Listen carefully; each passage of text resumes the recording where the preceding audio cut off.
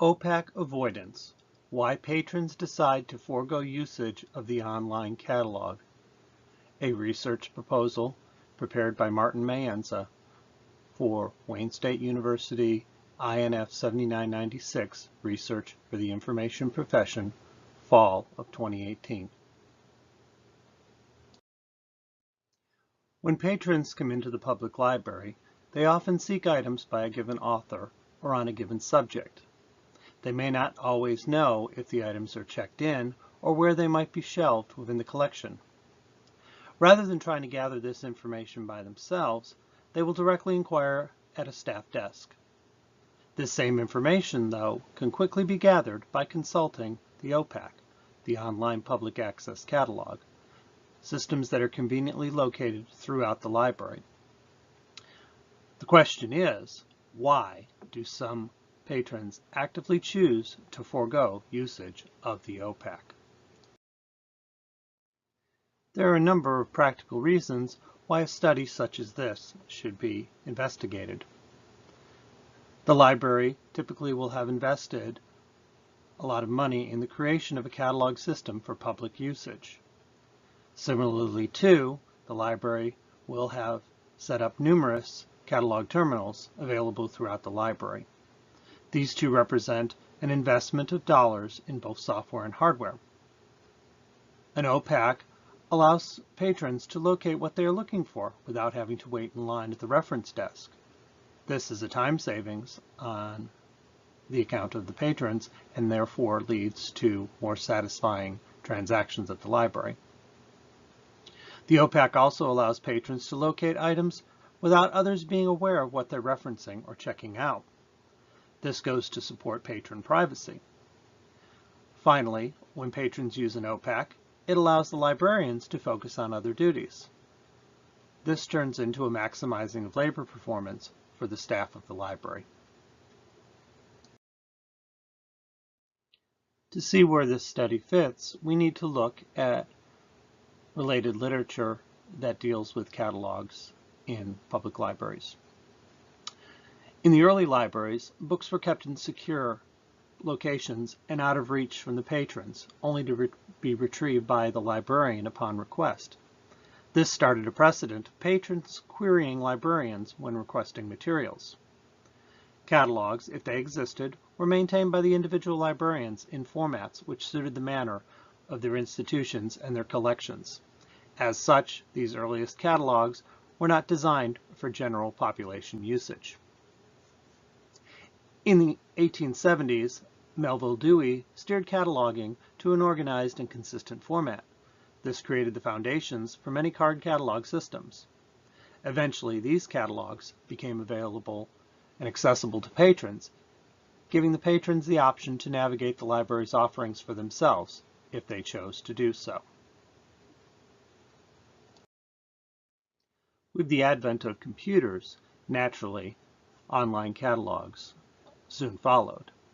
These early online catalogs included advanced search features like term combinations and truncations. Untrained and uninformed users struggled with executing successful searches for materials, often with less than a 50% to 33% success rate. Many people failed to use these system concepts like narrowing searches and cross-indexing, and they found it confusing when the library used a variety of call numbers and classification schemes for items. When the next generation of OPACs came on board, they tried to address some of these things. Unlike the use of web-based search engines, library patrons continued to find these next iteration of online catalogs to be unclear, obtuse, and daunting. In the end, these users continued to be disappointed and frustrated by the experience. These negative feelings can lead to rejection of the very systems designed to help patrons find materials independently. Studies on OPAC usage often tend to look at transaction logs for understanding where users have been successful in their searches and where they have fallen short in finding what they seek. Transaction logs, though, can only provide information for study once patrons have decided to use the system in the first place. The logs cannot reveal anything if the system is bypassed entirely. Therefore, it is critical to understand the reasons why some patrons decide to not use the OPACs and instead to seek out staff members to make their inquiry, even when that means waiting in line at the desk to do so. Better comprehension of this phenomenon can assist librarians in the task of encouraging reluctant patrons to give these powerful and costly tools a chance, rather than to have these OPACs sit by idly and unused. This research study is a mixed method study with both qualitative and quantitative elements to it. The setting for the study will be the three branches of the Clinton-Macomb Public Library in the Clinton Township of Michigan. The participants will be patrons who identify themselves by coming up to the desk with an inquiry and have indicated that they have not consulted the OPAC for their request on that day. The number of participants in the study that we are looking at is a minimum of 100, which represents approximately 1% of the total user population of the three branches of the Clinton-Macomb Public Library. The duration of the study will be contingent on the natural flow of participants, since participants will be presenting themselves of a certain criteria, i.e. not having consulted the catalog prior to their inquiry. This could mean that the duration may run longer than something that could be scheduled. This study is designed to be repeatable so that it can be performed on a recurring basis to do an evaluation of any improvements. The research process begins when a patron approaches the staffed desk. The library staff member inquires if the patron has tried the OPAC today. If the patron indicates they have not, then the patron is a candidate for the study. At this point, the librarian will begin a semi-structured observation. They will ask a number of questions to determine what the patron is seeking. They will also offer a quick OPAC tutorial. The staff member is to observe the patron's reactions and responses to these questions, and the staff member will record the observation details after the transaction is completed and the patron has gone on their way with their materials.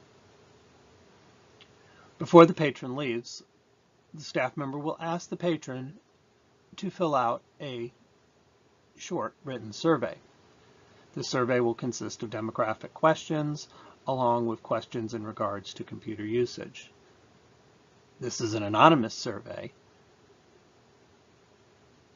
and there will be no identification to indicate who the patron is.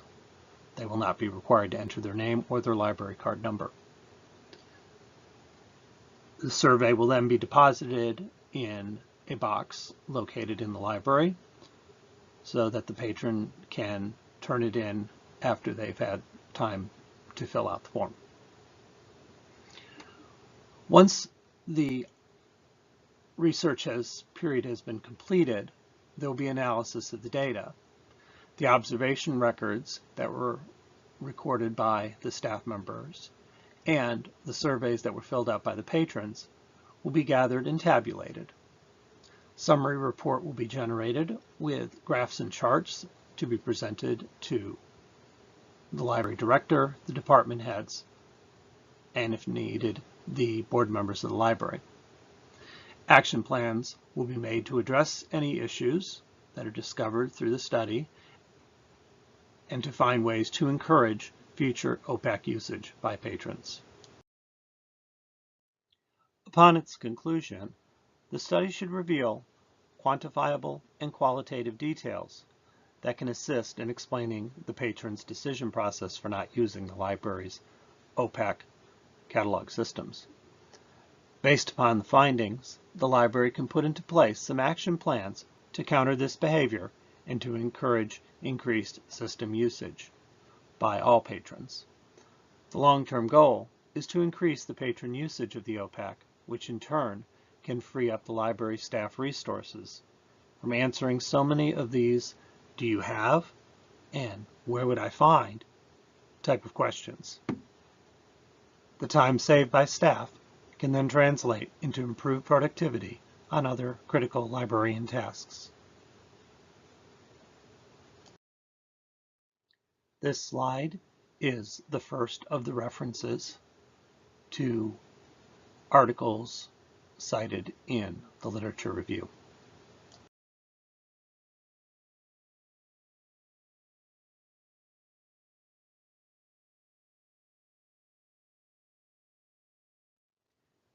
This is the second reference slide citing articles used as part of the literature review for the study.